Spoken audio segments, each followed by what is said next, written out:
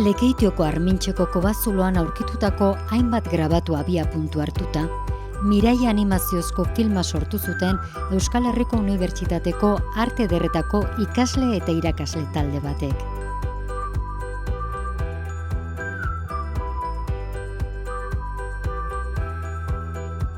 Hamabosgarren eta 19. mende bitarteko testuetan eta irudietan ezkutatzen ziren soinuak erreskatatzeko helburuarekin egin zuen ikerketa Xabier Erkiziak.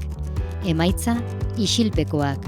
Horri artean entzundakoen irakurketa ozenak proiektua izan zen.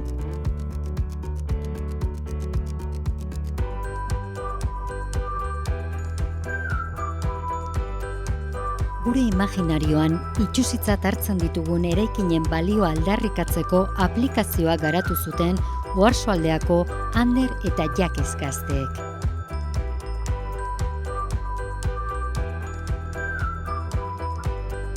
Zergatik hondakina, zergatik bihurtzen den baztergarri. Funtzioa galdu dabelako, alagu behatzeari itxi dotzagulako. Lehen gaia edo hondakina, erabileraren arabera bera izan daiteke. Gogoeta horretan oinarrituta, arte instalazioa burutu zuten Doltzak, Maiderrek, Jaionek, Nereak, Arletek eta Oianek. Argazkiak erabiliko badoguz, azken emaitza hortan ez die argazki, inprimatutako argazkiak izango, hautza hartuko dabenak, justo horregatik. Hori da adibide bat oso erraza ulertzeko,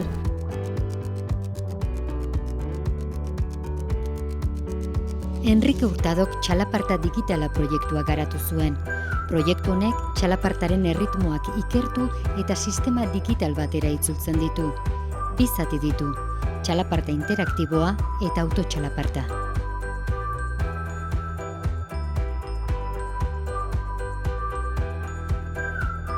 Fotogrametria bidez eskaneatu eta 3 dimentsiotan inprimatzeko enbor azalez osatu zuen erakusketa Martin Etxauri artista burlatarrak.